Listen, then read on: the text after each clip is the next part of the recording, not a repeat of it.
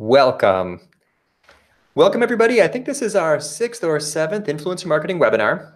You have all joined in for the live version of the Semrush Influencers Outreach and Earned Media webinar today as our topic. That's Semrush if you're in North America, and it's Semrush if you're anywhere else in the world. Thank you all for joining us. We hope you can stick with us to the end. We'll be taking questions throughout. And if you can't, don't worry, we're going to send out the link. And if we say anything interesting, make sure that when you get that link, you forward it along to anybody on your team or anyone you know who might find any of this useful. And a lot of it's going to be useful. I'm very confident this is going to be high value because we have a great guest. Welcome, Gini. Hi, Andy. Gini Dietrich is the founder of spinsucks.com, which is how many people know her, or from a keynote presentation at any of her conferences that she kicks off globally around the world. A lot of you, I'm sure, have already heard of Gini or been exposed to her content. She's also the founder of a PR firm called Armand Dietrich, which is kind of a place where she has applied a lot of the things that we'll be talking about today. So she's a hands-on, sleeves rolled up PR pro going back to the late 1900s. I'm not sure when. We're both in the same generation. We've been. Yeah, let's be careful there, buddy. Maybe that's probably not true, actually, in your case. I'm older than you. Not by much. If anyone has questions about my age, feel free to ask them in the comments, and we may reply. I'm 46 now. You know, you don't have to ask that question. Don't ask me. I'll lie. It's irrelevant anyway. We are talking because we have an important topic, valuable topic. I'm very excited about this topic because influencer marketing can mean a lot of things. One of the aspects of it is when the influencer is a journalist or an editor or the gatekeeper for a huge, super targeted, very valuable audience, also known as digital PR. I never really thought of it as PR. I always thought of it as kind of like blogger relations. And then when I got to know Gini better over we've known each other a long time. Back to the 1900s. Back to the 1900s. It sounds like the Old West or something when we say the 1900s. We've known each other a while, and you were the one who taught me a lot about what I now know to be PR, which I kind of evolved from just in collaborative content marketing. So as we begin, I want to kick us off, Gini, if you don't mind, with just a few thoughts and slides about influencer marketing and PR. And this is going to kind of just set some tone. We find it useful to do it this way. I will first start by sharing my screen. So I've talked about this before. You are a content marketer, you're an SEO, you're a content strategist or a digital strategist, and maybe you're in B2B, maybe you're e-commerce and you want sales, or maybe you're a nonprofit and you want donations. But regardless, we're trying to get that conversion. Can you see my screen? There's just one dot. There's just one dot, yeah. Yep. How do you get a lead? You get two things. First, you get qualified visitors, that's called traffic, and you convert them from the website or from the landing page. That's called a conversion. Traffic times the conversion rate equals demand. How do you get traffic? Three main sources: search, social, and email, which is the most powerful source, durable, consistent source of qualified visitors. Search. So we're talking about rankings. How do you rank? Two main ranking factors: authority and relevance, as in links and content, which brings us to one of the most important questions in all of digital marketing. Why do people link to things? Gini's going to unlock some secrets here. It has a lot to do with relationships and networking and outreach, also often known as PR, also often known as earned media. So it's going to come down to the relationships and the content. Now, we do a piece of research every year, and we find that influencer outreach, you guys are on the right webinar, is the promotion channel that correlates the most with strong results. Self-reported strong results, 47% of the 1,000 bloggers we survey said that influencer marketing does influencer marketing and reported strong results. Yet only 15% of B2B brands have ongoing influencer marketing campaigns. Crazy, right? Now, when we talk about earned media, what do you think of that stat, Gini? That's crazy. Only 15%. Yeah, that's crazy. Yeah, one thing it says that's good for the people who've joined us today is that you are early adopters on that adoption curve, right? 2 years from now, it may be 60%. And if you start then, you'll be a laggard, right? We are early adopters on this webinar. Although in PR terms, right, this has been going on for a while. Here's how I think of it, and I want to ask you more about what I call guest blogging, and is that PR? Blogger A writes 2 articles. Blogger B writes 2 articles, but pitches one to another website, a media site, a publication, a blog. That yellow page is an offsite page. And also they get a collaborator, contributor to write for their site. So Blogger B has more they both wrote 2 articles, but Blogger B has a link back to their site from the author bio, if not in the editorial. And they've got more content associated with their brand. Round 2, Blogger B has 6 pieces of content associated with the brand, 2 links. They're building a little network of friends and fans. Round 4, this is the difference. This is the difference between blogging and collaborative content marketing, between blogging and digital PR, between blogging and outreach, earned media, pitching. So does everyone do this? Does it? So it's a common tactic, right? Not that common. 40% of bloggers never do guest posts. Jeez. Yep, never. So, but does it correlate with strong results? Absolutely. The bloggers who usually, the more frequently you write guest blog posts, the more likely you are to say that you get strong results from your content. This, again, according to the survey of 1,000 bloggers. So I've done 11 years of content marketing. Still to this day, this is a screenshot of all of the articles I've written in 2018. 1 in 4 of my articles was a guest post, including my last guest post, which was for your site, Gini. Look at that. Yeah. Once a year at least. I would never miss the chance to write for you. So I'm coming out of screen sharing, and we're going to begin the conversation. I'm going to ask some questions to Gini, and you are all welcome to join in at any time. Here we go. Here we go. So there's a lot of SEOs in this community. SEOs understand the value of links, as do you, as do I, and how that is a key factor, key search ranking factor. What is the difference between digital PR and SEO link building and outreach? Or is there one? I don't think there is a difference. I think that the biggest difference is not in the outreach or the different disciplines. The biggest difference is that SEOs tend not to be afraid to ask for the link, and PR people won't do it. They won't do it. No, they won't do it. But PR people have so many of the skills required to do great SEO. I know.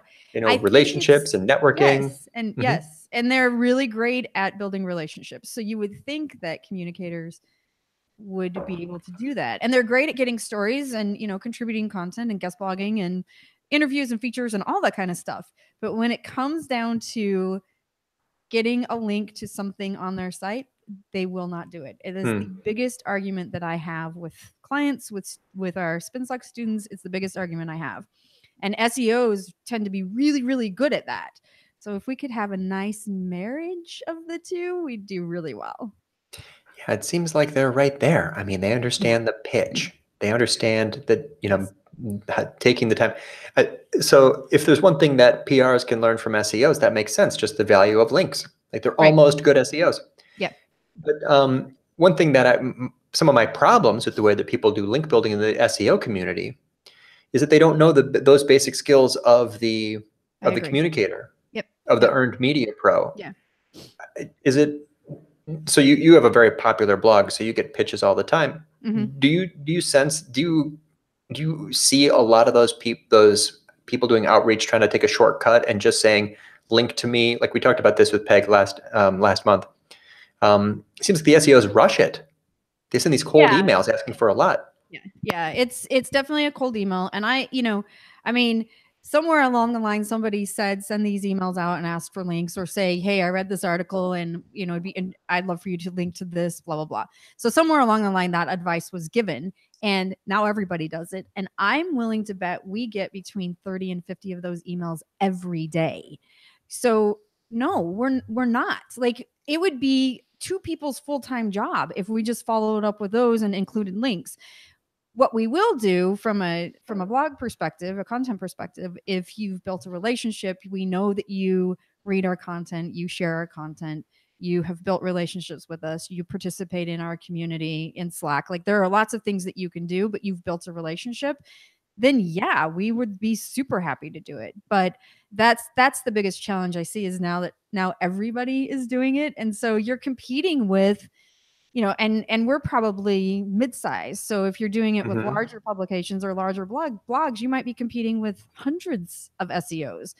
So going back to what communicators do really well, which is building the relationship and having building the opportunity. And you won't be able to get as many, like you can't send 100 emails in one day, but you might be able to send 10 and get 9 of them to respond versus sending 100 and getting no response. Yeah, we're getting questions coming in, and if you ask a question, we're going to make sure to get to your question. So there's 2 really good questions here already, but I want to follow up quickly on what you just said, and there's an important thing for SEOs to understand here is, first of all, the volume of requests that land in these editors' inboxes. Yeah. Dozens. You just said 30 to 50 on your blog, which is a popular blog, but imagine a media publication. Right. I think these editors get like hundreds a day. And not only that, but the editors aren't the ones who have written, especially from a blog perspective, the byline typically, unless you're like, even for us, you might be pitching one of our guest authors and they can't change anything on the blog. So you have to do your research as well. But let's say that you're asking TechCrunch or Politico or somebody like that, the person who's bylined the article has no say in what's happening on the website. So you have to actually go to the digital web manager or you have to actually do your research and find that. And so these editors are just like delete because they don't have access to the site in that way. They're also not motivated to, in that strangers cold email asking for links, I think is a ridiculous tactic. And I guess it's robots who send a lot of these emails. So maybe if they get a super low response rate, it's still effective, but warm them up, make friends with me first a little, like write a comment or share something of mine or follow back or interact with me a little bit first, right? A PR pro would never send a cold email asking for a big featured article. No. Well, I wouldn't say never, because there's some that don't do it well either. But yeah, I mean, it really, and sure, I mean, to your point, there are robots that are doing some of it and maybe the low response rate is worth it. But if there's something that's really valuable, and it is, a high domain authority site like the New York Times, I mean, I think their domain authority is 100. If it's somebody like that, it's worth your time to do your research, build the relationship, provide value, and then ask. I think the link builder psychology is more like hit and run. I'm trying to get a link. Great, I got a link there. I'm moving on to the next one. But the PR communications expert is thinking more about the long term. Right. I want to have the ear of this journalist or this editor. I want to build trust with them because I want to do a lot with them over time. Right. So we're kind of touching on one of the first questions here, which is how do you evaluate sites for their possible guest post value? And then they say the obvious, right? Which is, of course, looking at the authority, the page authority, the domain authority. In other words, estimating the value of a link to your site. Yep. Is that the only or best way to evaluate to estimate value of earned media? I would say domain authority is the starting point for sure.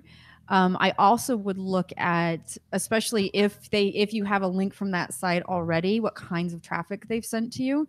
And that's always really eye-opening because you'll have clients or you'll have executives who say, I want to get in this I want to be in the Huffington Post, or I want to be in, and they have this list of publications and blogs that they want to be in. And then you look at the pure data and discover that it's kind of crap. Like, okay, so we got a really high domain authority site linking to us, and that was great. And it helped, a little bit with our own domain authority and with our search rankings, but it didn't do as much as maybe the trade publication did or the trade organization's monthly newsletter. So you try to balance all of it. But I mean, if you don't already have a link, then I would say domain authority is a great starting point. Yeah, I think it's a good one. I think the also it's easy to forget who the readers are. Yeah. Do those people care? Would you have a chance of building a relationship with that editor? Are there other influencers who read that publication or who write there? I sort of feel like this is maybe too strong a statement, but anything that you do purely for the value of the link is more likely to be spam. You should be thinking at least somewhat about humans. Is someone going to read it that cares? Yes.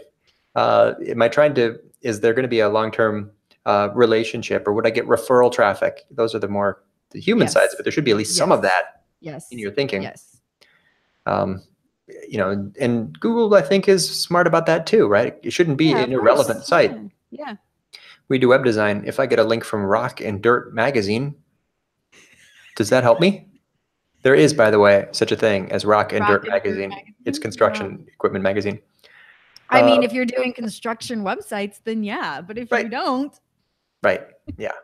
There should be some relevance. And I think a lot of SEOs have that, no evidence for it, but have that understanding of how Google works, that there's families of key phrases and networks of sites, and that a link from a site that's in your neighborhood would be more valuable, so they say. This is a fun question, and I have other questions for you, but let's take audience questions first. What types of content is most likely to be linked back to?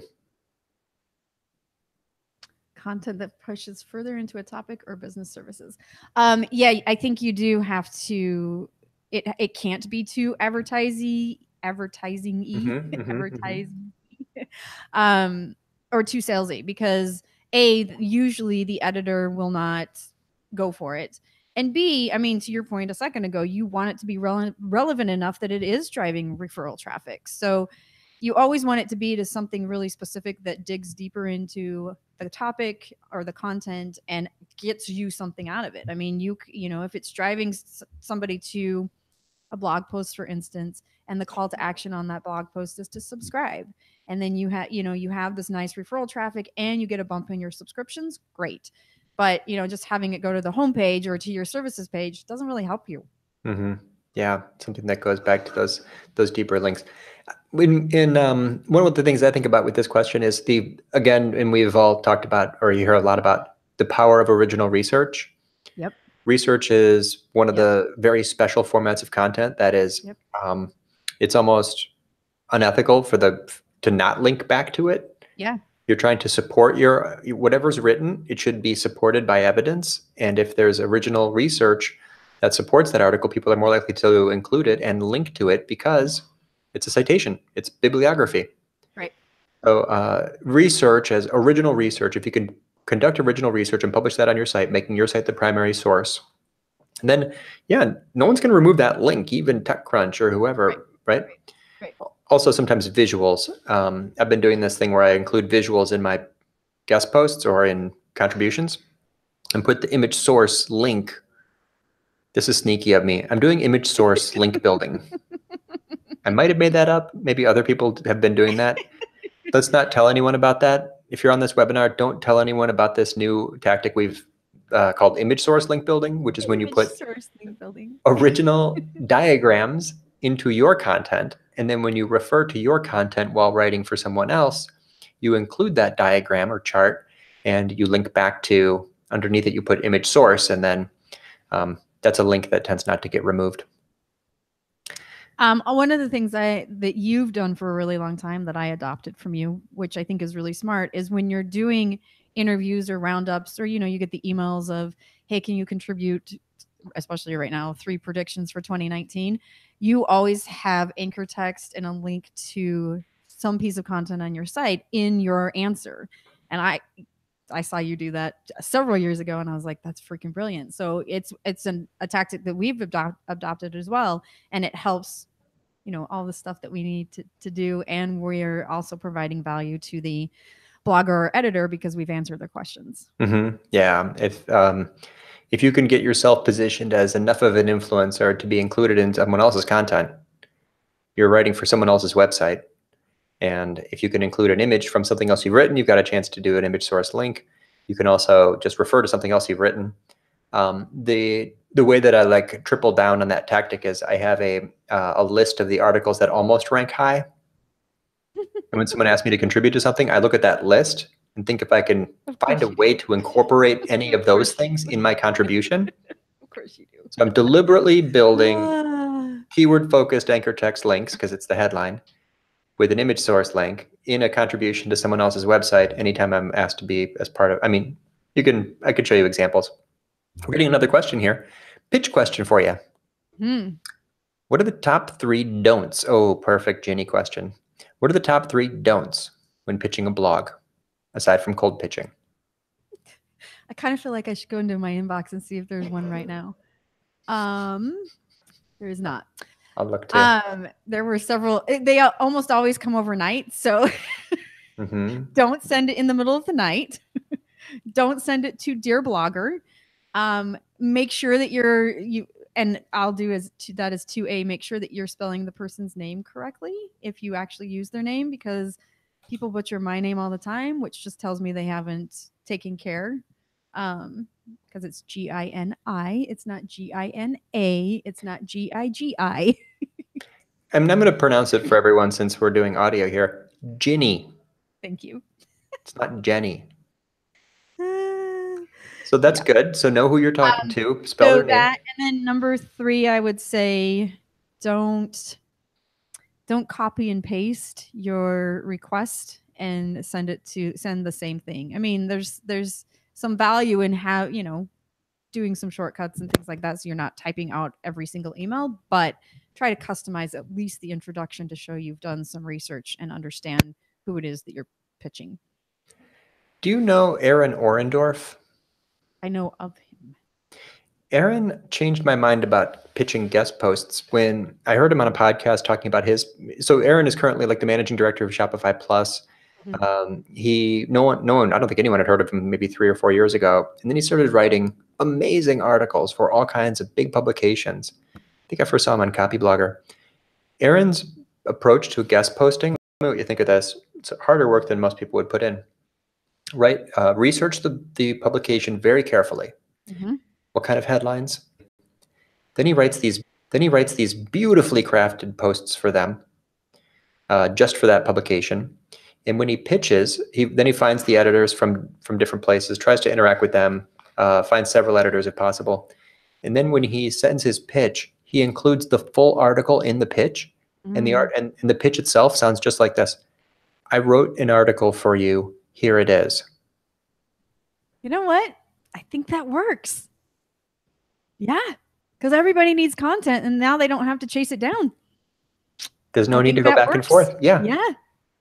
It's almost like it's brilliant if the editors get 100 emails a day or 200 emails a day. In this modern era, they don't want to go back and forth with you over 6 emails working on a headline. Right. And making sure that you meet your deadline and that you're following the standards and all that kind of stuff. Yeah, I think that works. They can just say yes. Yeah. Or no, but yes. Or no. Yeah. And if they say no, I'm sure Aaron can find a new home for that. He'll put it somewhere else. Yeah. In fact, now that you say that, I had one yesterday that was that I sent on to our content director, and one this morning too. Already done. I mean, I didn't open them, so I don't know if they're relevant or not, but instead of deleting, I forwarded to our content team. Yeah. I think that I get a lot that say, I've written for these 11 places. Okay. It still would be work for me to respond to the person. Yeah, making it so easy that way. Or people tend to kind of devalue their content and say, I've written these 4 articles. Do you want to choose one? Like, you didn't write them for me. No, right. And the other thing that people do, and you can tell this is a little bit of inexperience, is they'll write something and they'll send it to you, but they'll also say that they sent it to 10 other publications, and whoever says yes first, and you're like, no. Yeah. Not playing that game. There's no perceived value. It's creating urgency before. Urgency is a cognitive bias that you can use to increase interest in something. But if its interest is starting from 0, right? Why am I in a hurry to? You'd have to recognize the name or something. Yeah. But I like that. That's an interesting pitch. That people should try that. If you send something and you said I've sent it to 10 people and the first person to respond, I'd be like, I'm in. Give it to me. Wrote an article. It's on this auction website, and the highest bidder. I would never do that. I know. It's a weird idea, because but people do it. It doesn't make sense, because the editor's job. Think about it it's like marketing, right? Your target audience is the editor. The editor's job is to find a fit between the content and the audience. Right. If you're saying I wrote this for any audience, then you're making me analyze, see if it's a fit or not. I like Aaron's approach, right? It's both low work and it's customized. I wrote this for you. Here it is. I like it. Let's take another question. Okay. How important is relevance in optimizing guest posts? Ooh, writing keyword focused, search optimized guest posts. Interesting. Very important. Super important. Really important. How many adjectives did I use? Yeah, yes, I would absolutely every time try to do that. Every single time. The editors are going to love you. Yes. And that's what we teach all of our clients. But again, PR people are scared to do it. Well, if how does this pitch sound? Imagine this. I wrote this amazing article on topic X, and I optimized it to rank for this key phrase. But because of the way Google works, my site isn't sufficiently authoritative to rank for that phrase, but your site is. I wrote this article for you because I believe that it will rank if you publish it, attracting a steady stream of qualified visitors for years. That's, I mean, if you want to target a key phrase and you don't have enough authority, great reason to guest post. Yeah, absolutely. Target the phrase, Yes. make it an awesome article, right? Yes. There's famous Yes. case studies of this. Yes.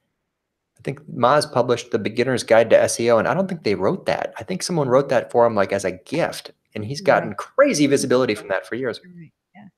You know, one of the things that you did several years ago, probably 4 years ago, is you did keyword optimized content for The Guardian. I didn't even know The Guardian took content, but here's Andy Christinita, like, and it was the same thing. It was something that you couldn't quite that Orbit couldn't quite rank for, so you stuck it on the Guardian site. I mean, really, Andy, The Guardian. Yeah, I was briefly like a contributor to The Guardian. I don't remember what I didn't follow up on that well enough, or that would have been a great place to keep writing for. It's an amazing publication. Yeah, but same thing. Like you definitely practice what you preach. Yeah, I remember I used to, there were things that if I researched the key phrase and didn't have, my site wasn't authoritative enough, I would send it to Crazy Egg or Kiss Metrics, used to publish stuff of mine. So, I mean, you know, you want to win a race and you have a bicycle. Oh, it's a car race. I'll borrow someone's car. Yeah. You can write for other websites. It's part of the brilliance of earned media. And it's one of the, it's kind of, that's the magic of it. And if you're a guest, like you're a guest in someone's house, a guest blogger is like a guest, literally a kind of a guest. That's like leaving a gift for the host after you leave. They gotta, you know, it's like leaving a 6-pack of beer in the fridge. That's what that's like. Or a case of wine. It's a case of wine, exactly. Gini is it's like a one-person membership for me. She gets a case of wine each year. It's a wine club with one member, Gini, and I drop off. It's like a drive-by. I just run up on this snowy porch and put a case of wine on her porch. That's an influencer marketing tactic, I suppose. You can just drive by wine. Yeah, okay. That's why I keep you around. I mean, let's be honest. That's right. You said yes to this. The wine is working. The wine is working. Maybe you'd had a glass before agreeing to this. I may have had. Some sites are very broad with content and others very focused. Mine is a portrait photography website. Should I only accept photography guest posts? Interesting. That's the editor. Yeah. I hate this answer, but I think it depends.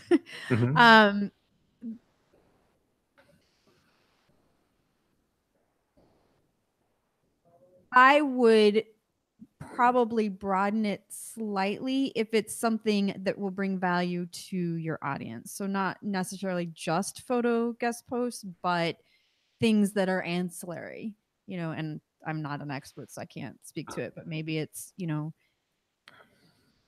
something related, right? Yeah, have to be somehow related. Even photo printing or frames or, you know, so it's definitely related, but it maybe is not the core. Yeah, that's like it's always the content strategy or whatever, like Joe calls it, the content marketing mission statement. My website is where audience X gets information Y for benefit Z. If that fits, you know, audience X would get benefit Z because the post is information Y, then that makes sense. And it's also, you know, great networking. Gini, you are known for being a community building pro and a social media expert, influencer, author. Is it possible to do earned media, digital PR, without social media?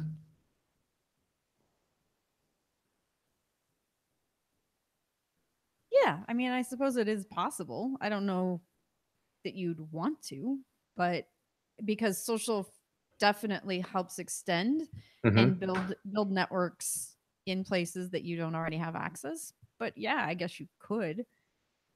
I mean, we certainly did before, right? It was just a lot harder and took a lot longer. This is a variation of a question. Rick Dragon, remember that guy? Yeah. Oh, yeah. He's not I think he's no longer doing Dragon SEO. He once said to me years ago, 10 years ago, he said, you can't do SEO without social media.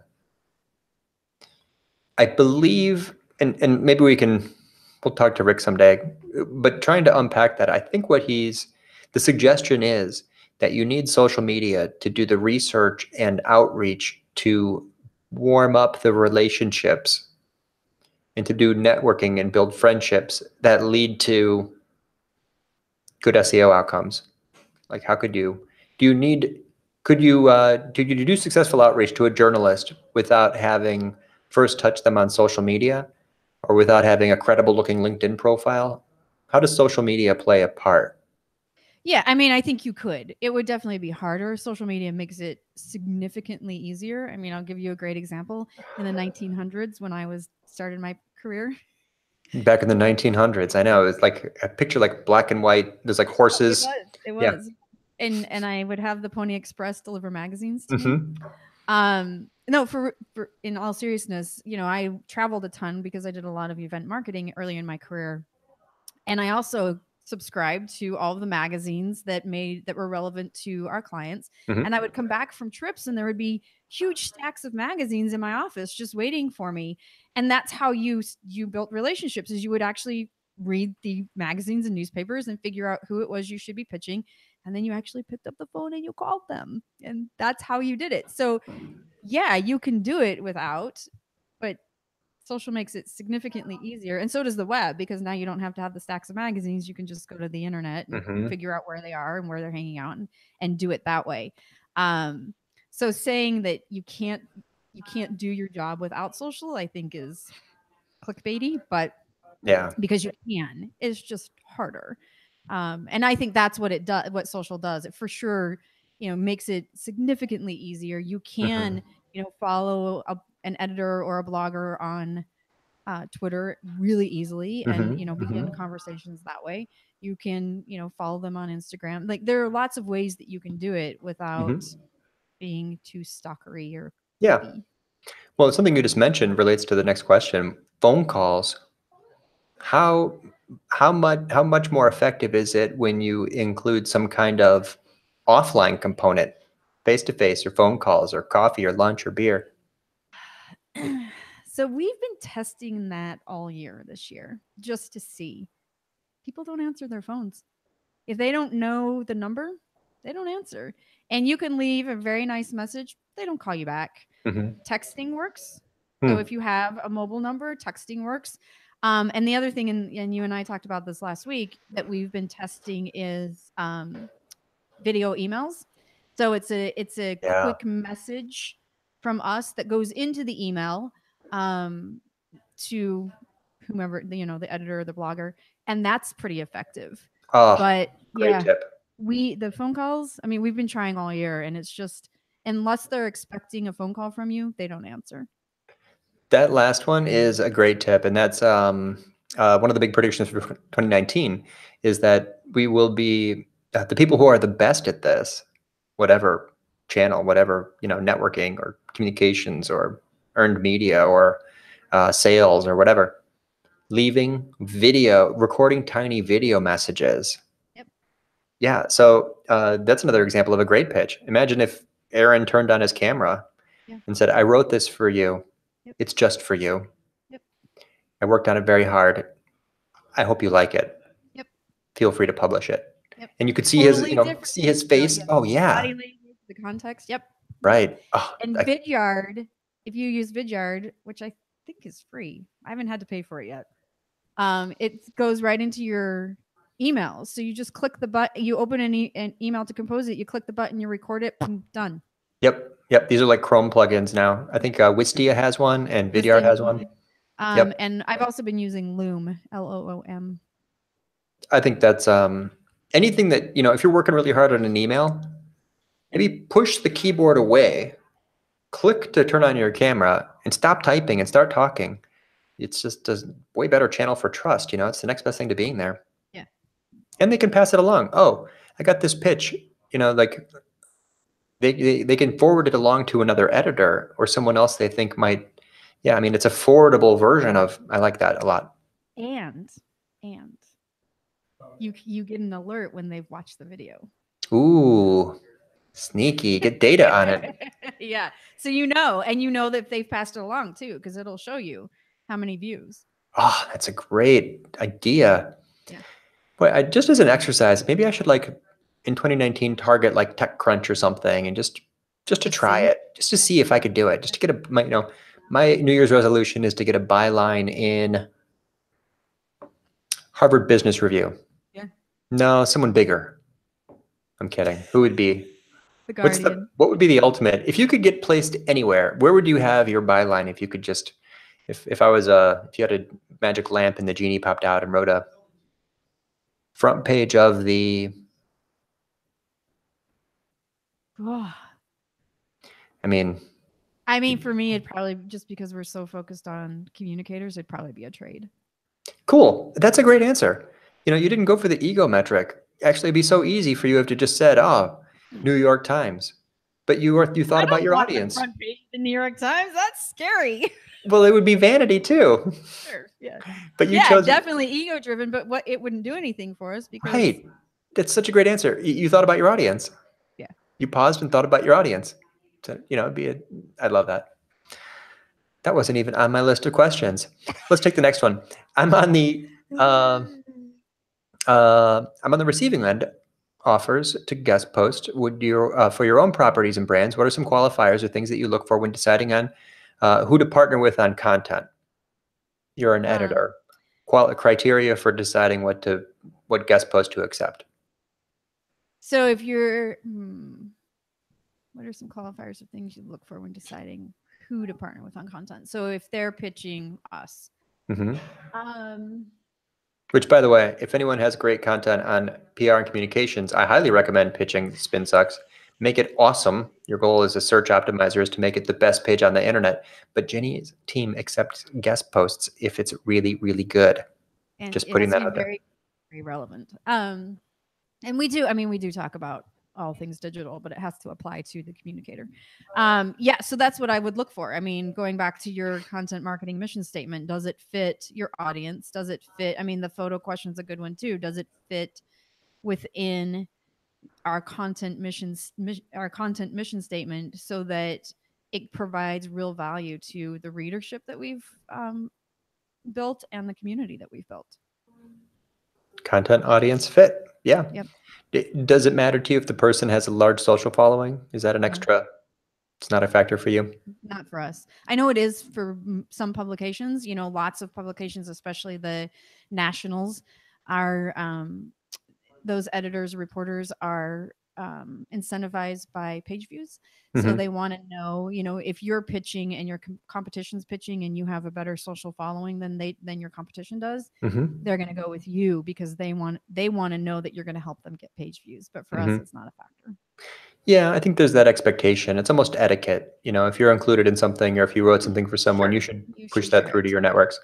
But I don't know that it's the size of the following necessarily. If you're not known to that editor, they're not necessarily going to go to social media and look at your followers. They might just search for your name. True. So a little bit of personal SEO. If they, everyone who's doing guest posting should Google themselves. What do you see? Could you improve that? Do social profiles rank high? Could you improve them? Does your bio page from your company's website rank high? Can you improve it? So if you're doing this kind of outreach, anybody doing any kind of earned media, I highly recommend to do it. In my experience, people rarely do. Google yourself. You got a good post on personal SEO, right? I feel like we should look up you right now. Andy Prestidian. I have done my personal SEO, and I'll tell you what I have controlled here and how I want it to be and why it is the way it is. First of all, your bio on your homepage is first. My bio on my site ranks #1 because I want the traffic. I don't want to be outranked by a social media website because where there's traffic, there's hope, and visitors to social media websites can't sign up for my newsletter. That is followed by Google knows I'm active on Twitter, so they've got like these Twitter cards. And then below that is bios on other websites and social media profiles. Chemistry right below that. Yep, I've got a knowledge panel for a book because I have an author page on Amazon. So Google's concluded I have a book. The book is mentioned on Goodreads. But that's minutes after you send that great email. I wrote this for you. Here it is. They may be searching for your name, literally like within minutes. Sure. So, and that's a reason while we're at it, your LinkedIn profile, a lot of people forget to prioritize their skills. Yeah, I do that. I'm guilty of that. If you're pitching a big publication and your number one skill is like Microsoft Office, you have been out of college for a long time now. You can put better skills up there. Click and drag those things to be so many people. And then ask 100 friends for quick endorsements to be like, by the way, I'm trying to look legit for this, right. expert topic. Yeah. So that's hopefully some people, if you get another other value from this, Google yourself, click on your LinkedIn profile. Sure Microsoft Office is not your number one priority. Push that down. It's a good skill, but it's not what we want to be known. It's not your personal brand, I hope. How many earned media? This is fun. How many earned media editors do you typically focus on at any given time? Ooh, I don't know how to answer that. How would you answer that? Again, it depends, which is a crappy answer, but it really does depend. I think probably if this is what your full-time job is, you can probably do 4 to 6 at a time. But if it's not your full-time job, or, you're running a business or you're part of a team that's doing it, then 4 a month. It's not 1 a week. It's not something that, because you're going to be building relationships and doing research and providing value and, maybe even taking Erin's approach to create something really valuable to that publication or blog. So it takes time. Yeah, I like that. I think influencer marketing software would have you manage ongoing relationships and outreach with like 20 or 50 influencers. Oh, or even but the more. PR communications pro is looking at a higher touch process. It's like a smaller handful. There's another interesting difference. Yeah, and you really, to your point earlier, you really want to build that relationship so that it's ongoing. So it's not just a quick hit, that you're actually, continue to get the valuable link, and that you continue to get content, and that you're continuing that relationship, and it's a long-term play versus just those quick hits, the hit and run, as you call it. Yeah, it's if you're trying to make friends, you don't choose 50 people and try to make friends with 50 people. You're just not going to be very effective at that. You're probably choosing a smaller, more focused group. Right. Lower volume, higher value. I think that's one of the differences. The classic SEO is really like a spray and pray.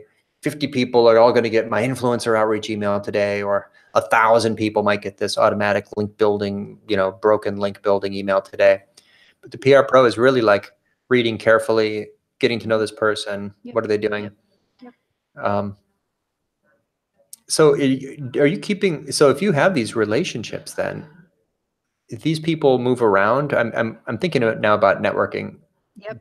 Editors don't necessarily stay at the same place. Are you keeping these? How long and how durable are these relationships? Well, let's just say I have many relationships that I've had since the beginning of my career. There was a big bump in 2009 when a lot of publications consolidated or closed, and there were lots of furloughs. But yeah, I've maintained those relationships for a really, really, really long time. In fact, I just had a conversation earlier this week with the producer of Mr. Food. Like, I've known him since I was 25 years old. You just keep in touch, and you find like this. That's not it for the business that we have today. It's not a relationship that is going to provide any value for us or for our clients, but you never know. Like, he may go somewhere else. So, and I have that relationship.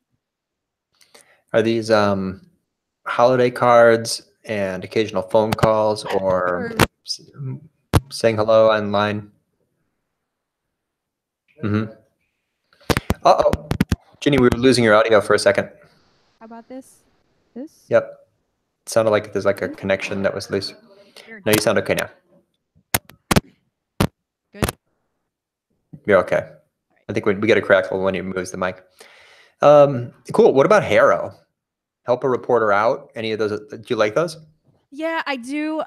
You have to be really careful because it, again, those people, and they know they're going to get a ton of responses, but make sure that when you respond to them, that it's thoughtful and it actually answers the question. Don't try Mhm. the whole, oh well, we sort of do this, and what don't try like be hit it head on, be truthful, and provide as much information and your contact information as quickly as possible, and you're probably going to get some good results from that for sure.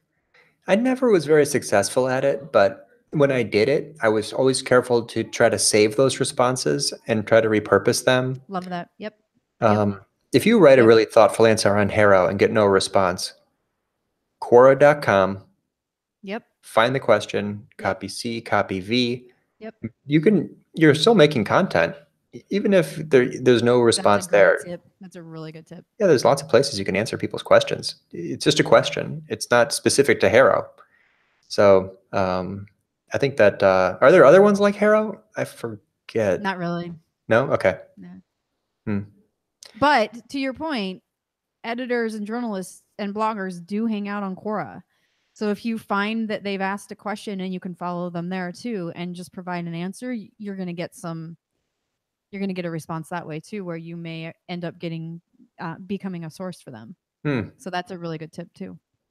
Yeah, editors are everywhere. That's something I do in social is we're always scanning bios. We're Mhm. always scanning social media bios. How many social media bios do you see in a day? Hundreds? I don't know. Yeah. Lots. Yeah. Yeah. Dozens at least. Um, it's like there's like a trigger in my head. It's like if I see like blogger, journalist, editor, author, writer, um, Mhm.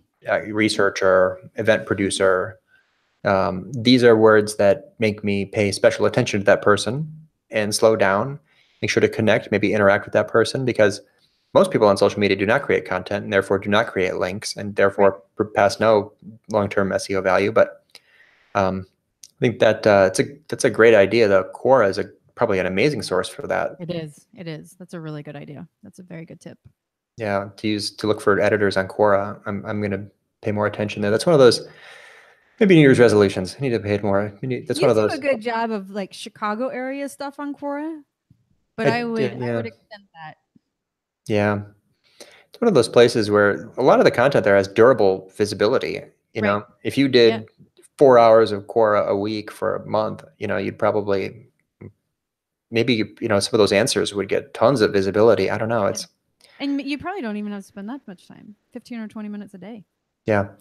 We can share the video. I once on a different webinar explained how you can put Quora into Semrush and see all the phrases for which Quora ranks, and then go find the corresponding questions Love that. and answer that question in Quora. If you can get some friends and family and get some upvotes, Quora ranks for the question. Your answer ranks for that. Quora ranks for the key phrase. The question that ranks, your answer ranks for the question. It's like Barnacle SEO. Like I did this for a while and I like ranked super high for like digital marketing basics. And I answered that question on Quora because I had put them in SEMrush. And I found all the digital marketing related questions for which Quora ranks. Huh. So right now I could tell you, we'll do it together. Why don't you answer the next question and I'll be right back. Okay. What steps do you recommend to get started if you're just at the beginning? Really great question. I would start by creating a list of 12 to 15 publications, blogs, news outlets, whatever it happens to be, trade publications. I would aim for one a month, so do 12 and create that list and then just pick them off every month. Month 1 you're going to do TechCrunch, and month 2 you're going to do whatever it happens to be. I would just start picking them off and just focus on that every month. And then as you get good at it, you can start adding more. So in year 2, you might do 24, or you might do 48. Like you could easily, if you're focused on this, do one a week. And what did you say you were doing? You said a quarter of your content this year was guest. So how much those? I wrote like 26 articles and like 8 of them were guest posts. Yeah, so almost one a month. Yeah. Yeah, I mean, it's like habit, you know, Right. and you just don't stop doing effective habits. So it doesn't matter how, you know, how many millions, you know, how many visitors I have or how large my network is. Why would I ever miss the chance someone asks me to if I can find the time, right? Although I'll say this, I've avoided the offer, the temptation to be a contributor, a regular contributor to publications. I'm currently a contributor to the American Marketing Association magazine, but it's only 4 articles a year. But you know, Fortune and like these big publications, they want to have you like every week or something like that. I don't see that as being the best value. Yeah, I agree with that. Um, It depends on your business goals, but yeah, for your business, I would agree with that. yeah. Okay, I'm going to show you now this SEMrush trick. This is, I'll do, so I'll share my screen and show you how I'm using SEMrush to find the best answers to the best questions to answer on Quora. Amazing. It's kind of sneaky. I think I learned this on a different, might have been Matthew Barbie, some other SEMrush webinar taught me this. Okay, so I'm at SEMrush. I put in Quora.com. Quora ranks for 29 million keywords. I created a filter for the words earned media and another filter to show me only the phrases for which that rank on page 1 or page 2 in Google. You should do this. Yeah. Quora ranks number 6 for earned media value. I'm going to go to Google and try to confirm that. I understand, of course, there's lots of implicit search signals that are affecting my search results here. There it is, how to measure earned media value. This, by the way, would have, yeah, so this has, where are the results? The volume, hundreds of people per month. With semantic SEO, probably thousands of people per month are searching for this. The click-through rate to this page would be, 100 a month, I'm sure. So could you write, there's only 8 answers. The top one has only 9 upvotes. Could you write the best answer on the question earned media value? Specifically, so Gini, write it. I'm going to upvote you within, I don't know, this time next week, you will basically rank for the phrase earned media value. Sneaky, right? I love that. Okay, this is another one, guys. We're not going to tell anyone. There's always something I learned. That's amazing. I learned that on a different SEMrush webinar, and I've taught it at this SEMrush webinar. But it's a cool combination of like, I like it. Like one extra level of thinking. What steps do you recommend to get started if you're at the beginning? Just did that one. Oh, you did? Okay, never mind. You were doing. I was busy. I'm embarrassed. I'll say this, and I didn't. I wasn't paying attention. I apologize. I promise. You were pulling up the SEMrush stuff. So my quick answer: if you want to get accepted as a guest blogger on other sites, you should have at least one amazing article written somewhere that editor can find. Yeah. Write like a great piece for Medium or for LinkedIn, or even if you have no platform, write something great somewhere where if they look, they can refer back to like, oh, this person's really awesome. Right.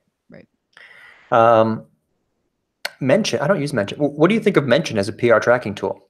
I haven't used it in years, and from what I understand, it's evolved since I last used it, but I can't honestly give a good evaluation of it. What do you use? I don't know. We use a combination. We use Talkwalker alerts combined with Sprinkler, I think. I'm pretty far removed from that stuff these days. I think it's Sprinkler. The host of this webinar has a feature that you can use for brand mentions. It watches for brand mentions. A lot of this Talkwalker alerts is what I learned from you. That's a free tool and seems to work pretty well. It works really well, yeah.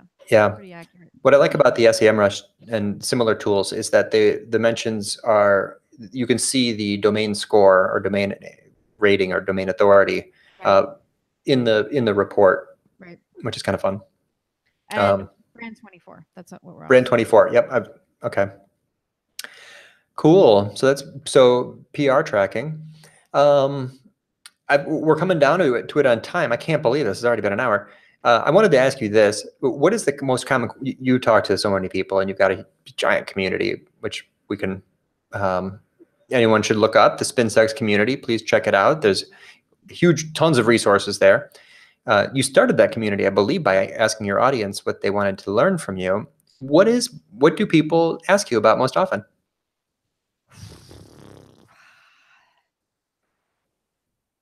Right now, I would say it's how do I make money in my business? You're getting big questions. Yeah.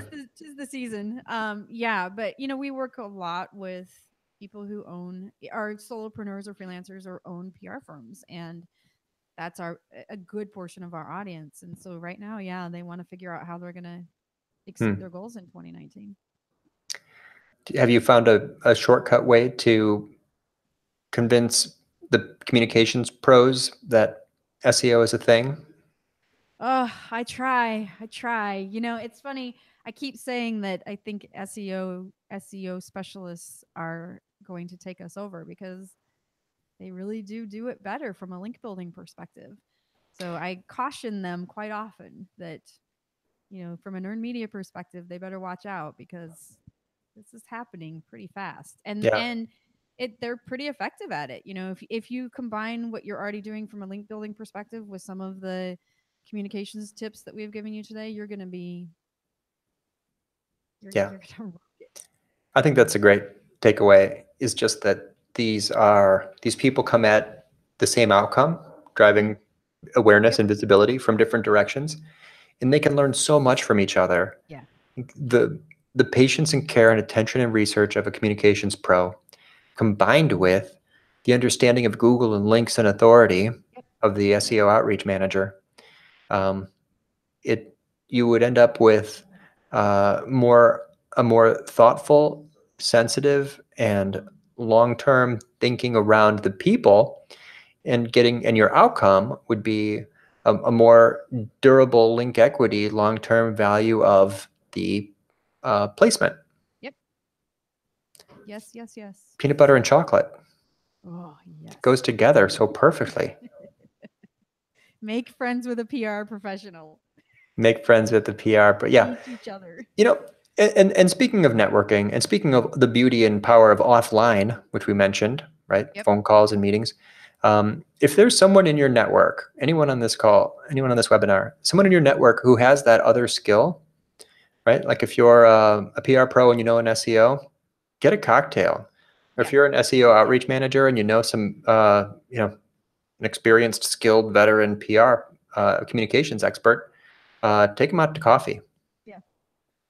Yeah. I will also share this, that several years ago, before children, you and I had a monthly dinner. And one of my favorite things is you would pull out your notebook and you'd say, okay, let's do this and this. And we would actually have competitions. Mm-hmm. You would write something on the same content and we would write something on the same content and compete to see who could rank higher more quickly. But that's how I learned, because I didn't have that skill set. That's how I learned about SEO. And then on the flip side, I taught you how to spell PR. So you taught me how to spell PR, which that's how ignorant I was. I did not know what PR stood for. But that's true. That's the history of us. That's our friendship. Yeah. Originally, like, these are the conversations we had because we've both been doing our respective things since the 1900s. Right. Back when we traveled around on covered wagons and rode horses. But it's that relationship, that network, that has been the best part of it. So I'm grateful for that. That goes to your point of finding somebody who has that skill set and having dinner with them once a month. Yeah. Lunch, coffee, whatever happens to be. Yeah. The relationships are so important. It's such a shortcut for knowledge. And this was a great hour. I wish we had more time. Fun to hang out with you, and I've gotten to see you 3 times in a week. I know. It's unheard of. Well, speaking of networking, we had friends in from out of town, and we dropped. We both have kids, and we were there, right? Yeah. That's a great community. We were part of it. We showed up. Yeah. What? We both left early, but yes, we were there. Yeah, I was there for one drink, but I wouldn't miss the chance to see them when they were there from out of town. Yeah, those are old friends. Influencer marketing at its highest level can be called friendship. It's really friendship marketing. Love it. Love it. Yeah. Thank you, everyone, for joining us. If you have questions, you are welcome to find us online. I'm I'd love to connect with all of you on LinkedIn. Again, you can find Gini at spinsucks.com, where her community and her content live. Where else can people find you?